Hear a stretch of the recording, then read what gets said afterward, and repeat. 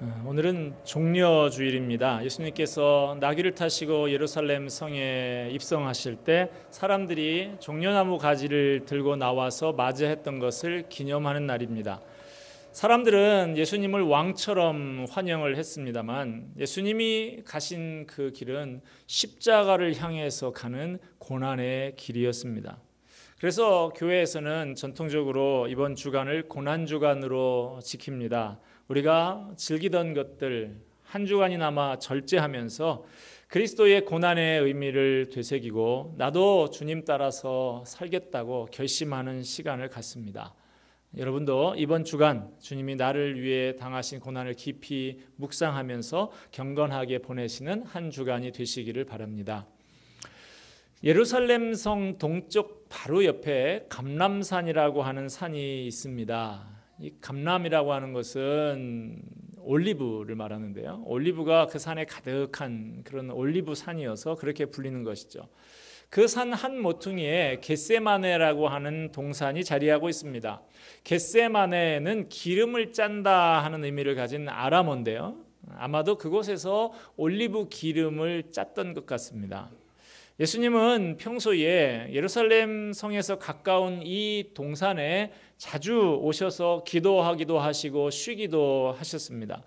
예수님은 제자들과 함께 최후의 만찬을 잡수신 다음 공생애의 마지막 밤을 바로 이곳에서 제자들과 함께 보내셨습니다. 그리고 다음날 새벽에 여기서 체포되어서 신문을 받고 십자가에 못 박히게 되었습니다. 이 의미 있는 장소 겟세마네 동산에서 보내신 주님의 마지막 밤의 모습을 함께 생각해 보고자 합니다. 주님 당하신 고난을 묵상하는 이 주간에 고난을 앞에 두고 거기에 대처하는 예수님의 모습을 살펴보면서 우리도 우리 앞에 닥친 고난을 어떻게 이겨야 하는가 체득하는 시간이 되었으면 합니다. 겟세마네 동산에서 예수님은 고민하며 슬퍼하셨습니다. 본문 37절 38절 말씀을 보시면요, 베드로와 세베대의 두 아들을 데리고 가실새 고민하고 슬퍼하사 이에 말씀하시되 내 마음이 매우 고민하여 죽게 되었으니 너희는 여기 머물러 나와 함께 깨어 있으라 하시고, 겟세마네 동산에서 주님은 지금 심한 고민에 빠져 있습니다. 얼마나 크게 고민하셨는지 죽을 지경이라고까지 말씀하셨어요. 그래서 평소에 가장 신이 많은 제자들에게 내 곁에 함께 있어서 깨어 있어 줄 것을 그렇게 부탁하실 정도였습니다. 예수님의 이런 모습을 보고 적잖이 실망하는 분도 있을지 모르겠어요. 그러나 예수님이 받으신 고통은 사람들이 일반적으로 경험하는 고통과는 비교할 수조차 없는 것입니다. 예수님은 크게 세 가지 측면에서 고통을 겪으셨습니다. 우선 극심한 육체적 고통을 겪으셨어요. 목요일에 겟세마네 동산에서 붙잡혀 가야바의 뜰에 끌려가셔서 밤새도록 매를 맞으며 모진 고문을 당하셨습니다. 그리고 금요일 새벽에 빌라도 총독에게 끌려가셔서 또 신문을 당하셨어요. 로마 군인들은 밤새도록 한숨도 못 주무시고 아무것도 드시지 못한 예수님을 채찍으로 때립니다. 그 당시 로마 군인들이 사용한 채찍은 5개의 가죽줄을 꼬아서 만든 것으로 알려져 있습니다. 그것을 꼬을 때 거기에 쇠 조각도 집어넣고 동물의 뼈 조각을 함께 엮어서 만들었습니다. 그래서 그 채찍에 맞으면 쇠 조각이 몸 안에 파고 들어가서 채찍을 당길 때 살갗이 찢어지는 것이죠. 예수님의 찢긴 몸에서는 붉은 피가 줄줄 흘러나올 수밖에 없었습니다. 결국 예수님께서는 인류가 만든 가장 고통스러운 사형 제도라고 하는 십자가형에 처해지게 되셨습니다. 양손과 발을 대못으로 박힌 채 갈보리 언덕 십자가에 매달리셨습니다. 금요일 오전 9시에 십자가에 달린 예수님은 6시간 지나서 오후 3시에 운명하셨습니다. 로마 군인들은 이미 고개를 떨구고 죽으신 예수님의 옆구리를 창으로 찔러서 물과 피를 다 쏟게 만들었습니다. 이처럼 예수님은 상상하기조차도 싫은 육체적인 고통을 당하신 것입니다. 예수님은 육체적인 고통뿐만 아니라 심적으로도 극심한 고통을 당하셨습니다. 3년 동안이나 동고동락해서 사랑했던 그 제자 유다에게 배신을 당하셨어요. 누구보다도 믿었던 사람에게 배신을 당했을 때 얼마나 마음이 아프셨을까요? 그뿐만 아니라 예수님께서 겟세마네 동산에서 체포당할 때 주님과 함께 감옥도 가겠습니다. 주님과 함께 죽음이라도 같이 당하겠습니다. 그렇게 호언장담하던 제자들이 모두 다 주님을 버리고 다 도망가고 말았습니다. 예수님께서 가야바의 뜰에서 밤새 모진 고통을 당하실 때 그 밖에 있었던 베드로, 그는 예수님을 모른다고 저주하며 맹세하면서까지 그렇게 부인했습니다.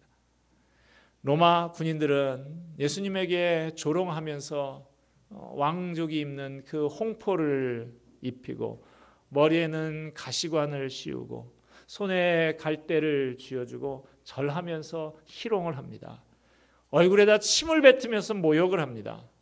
여러분, 얼굴에 침 뱉음을 당해보신 분 있습니까? 하나님의 아들인 예수님께서 이처럼 철저히 배신당하고 버림받고 모욕을 당했으니 예수님의 심적인 고통이 얼마나 컸을까 상상하기가 어렵습니다. 예수님께서는 육체적이고 심적인 고통뿐만 아니라 심한 영적인 고통도 겪으셨습니다. 예수님은 평생 동안 항상 하나님을 부를 때 하나님이라고 부른 적이 없어요. 아빠, 아버지라고 그렇게 부르며 친밀한 관계를 유지하셨습니다. 기쁘나 슬프나 늘 아버지와 함께 하셨습니다. 그러나 죄를 지은 적이 없고 죄를 알지도 못하는 예수님께서 인간을 대신해서 죄의 형벌을 짊어지셨을 때 하나님은 예수님을 죄인으로 간주하시고 외면하십니다. 예수님께서 십자가의 고통을 견디다 못해 나의 하나님 어찌하여 나를 버리셨나이까 그렇게 부르짖으셨지만 십자가에서 운명하시는 그 순간까지 하나님은 예수님을 철저히 외면하십니다. 하나님으로부터 버림받은 이 영적인 절망감, 그 고통 이루 말할 수 없는 고통이었습니다. 우리는 이렇게 육체적이고 심적이고 영적인 고통을 앞에 두고 겟세마네에서 고민하고 계시는 그 주님의 고민이 바로 우리를 위한 고민과 슬픔이었음을 깨달아야 합니다. 이사야 선지자는 이렇게 말했습니다. 그가 찔림은 우리의 허물 때문이요 그가 상함은 우리의 죄악 때문이라. 그가 징계를 받음으로 우리는 평화를 누리고 그가 채찍에 맞음으로 우리는 나음을 받았도다. 주님이 겪으신 고통은 바로 우리의 죄와 허물 때문이고 인류가 저지른 죄악 때문입니다. 주님이 이렇게 고통을 겪으셨기 때문에 우리가 평화를 누리고 나음을 입게 되었습니다. 그래서 우리는 이 겟세마네 동산에서 깊이 고민하시고 슬퍼하시는 주님의 모습을 생각할 때마다 마음속 깊이 큰 은혜를 받고 감격하게 됩니다.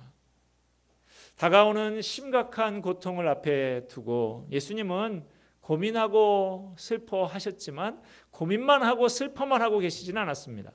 예수님께서는 어떻게 그 죽음과 같은 번민과 고뇌를 처리하고 계십니까?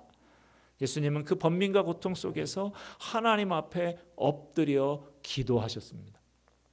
오늘 본문 39절 말씀해 보면 예수님께서 얼굴을 땅에 대고 엎드린 자세로 간절히 기도하셨다고 기록하고 있습니다.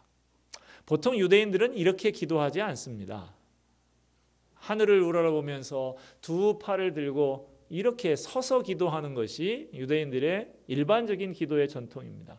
그런데 이렇게 땅에 얼굴을 대고 엎드려서 기도하신다. 그 얼마나 간절한 마음인가 하는 것을 볼 수가 있습니다. 누가복음 22장 44절 말씀해 보면 땀이 핏방울같이 되도록 간절히 기도하셨다라고 기록하고 있습니다. 고통의 십자가를 앞에 두고 우리 주님은 힘쓰고 애써서 간절히 기도하셨습니다. 주님은 이때만 이렇게 기도하신 것이 아니고 평소에 늘 기도하는 삶을 사셨습니다. 공생애를 시작하실 때 광야에서 40일 동안 기도하시면서 공생애를 시작하셨습니다. 새벽 미명이면 늘 낮에는 바쁜 일로 사람들로 시달리셨기 때문에 그 새벽 시간을 이용하셔서 한적한 곳에서 기도하셨다고 성경은 기록하고 있습니다. 제자들을 부르시는 일을 앞에 두시고는 그 중요한 일 앞에서는 밤을 새워서 철야로 기도하셨다라고 말하고 있습니다. 십자가를 지시는 그 죽음을 앞에 둔 이 겟세마네 동산에서도 우리 주님은 여전히 기도하셨습니다. 그렇게 기도하셨기 때문에 육신적으로는 감당하기 어려운 고통의 십자가에 못 박혀 죽으시는 그 사명 포기하지 않고 능히 감당하실 수 있었던 것입니다. 음악가 하이든 작곡가죠. 이 사람 신실한 기독교인으로 알려져 있습니다. 어느 날 저명한 예술가들이 함께 모인 자리에서 고민과 고통이라는 문제로 대화를 나누게 되었답니다.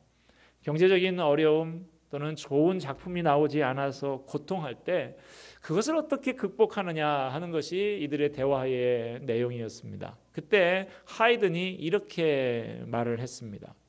내 집에서 나는 작은 골방을 기도실로 정했습니다.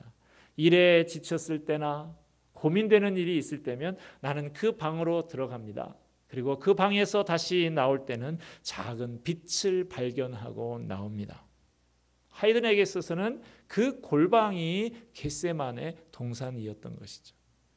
오늘날 우리도 이 세상을 살다가 보면 여러 가지 어려운 고민스러운 상황에 빠질 때가 있습니다. 때로는 심한 절망과 좌절에 빠져서 아무것도 하지 못하고 주저앉아서 그저 울고 싶은 때도 있습니다. 그럴 때 여러분 어떻게 하십니까? 십자가를 앞에 놓고 힘쓰고 애써서 기도하셨던 주님을 기억하시기 바랍니다. 힘들고 낙담이 되고 고통스러운 그때야말로 더더욱 하나님 앞에 나아가 엎드려 기도할 때인 것을 기억하시기를 바랍니다.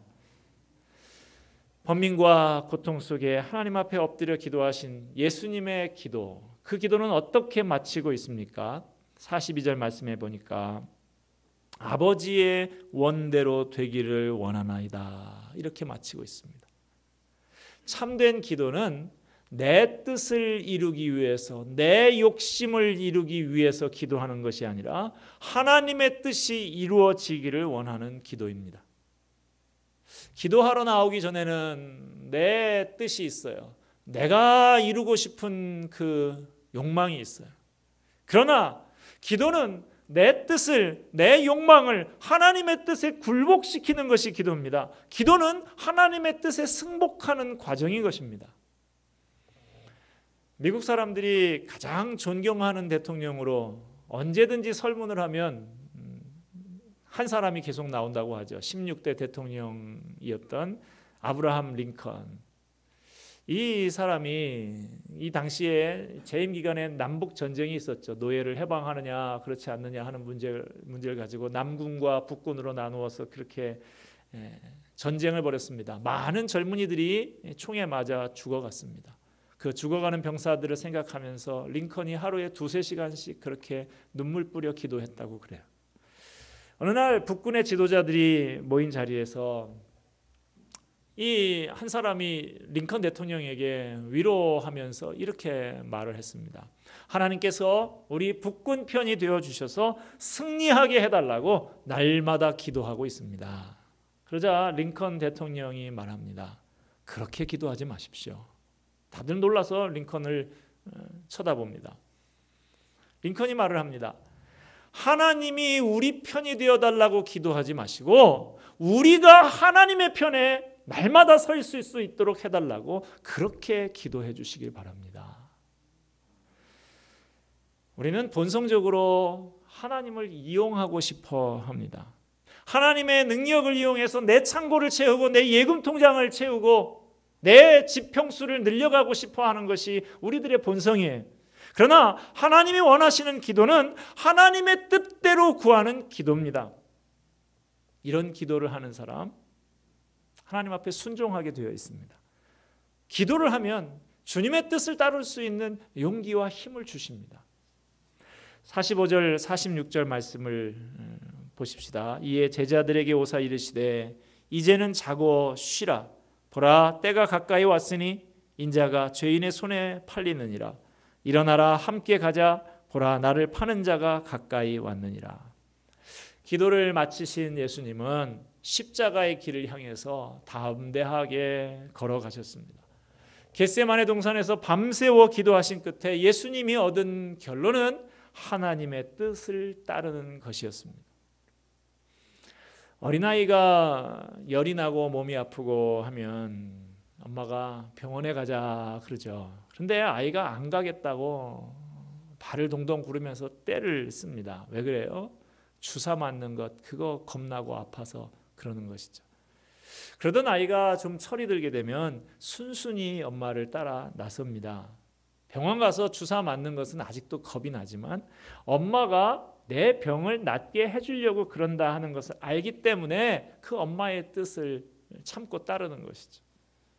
우리가 어린아이 같은 믿음에서 영적으로 점점 성숙해 갈수록 내 뜻이 아니라 하나님의 뜻대로 이루어지는 것이 내게 가장 행복한 길이다, 선한 길이다, 그것을 깨달아 알게 되는 것이죠. 그에 따라서 우리의 기도도 내 중심에서 하나님의 중심으로 바뀌어 가는 것입니다. 말씀을 맺고자 합니다. 여러분, 겟세마네 동산에서 고민하면서 기도하시는 예수님의 모습을 바라볼 때 참 공감이 가지 않습니까? 우리도 예수님처럼 문제들을 시시때때로 만납니다. 번민하며 고통할 수 있습니다. 여러분 앞에 십자가가 있습니까? 견디기 어려운 시련이나 고통이 있습니까? 겟세마네 동산에서 밤을 지새우셨던 예수님은 잠 못 이루며 고민하고 있는 우리의 마음을 누구보다 잘 이해하고 계시는 분이십니다. 그분은 우리와 한결같이 시험을 받으셨지만 그 모든 시험을 다 이기셨습니다. 그 주님께 나아가서 기도함으로 주님의 긍휼을 덧입는 저와 여러분이 되시기를 바랍니다. 아무것도 염려하지 말고 다만 모든 일에 기도와 간구로 너희 구할 것을 감사함으로 하나님께 아뢰라 하는 그 말씀을 기억하시기 바랍니다. 그러면 하나님의 평강이 위로부터 임합니다. 새로운 힘과 새로운 용기를 주십니다. 내가 원하는 일을 하는 힘과 용기가 아니라 하나님의 뜻을 따를 수 있게 되는 힘과 용기를 우리에게 부어 주십니다. 우리 주님께서 기도로 새 힘을 얻어 십자가의 길을 끝까지 담대하게 걸어가셨던 것처럼 주님의 그 순종의 모범을 따라서 하나님의 뜻이라면 순종하며 따라가는 저와 여러분이 되기를 바랍니다. 기도하겠습니다.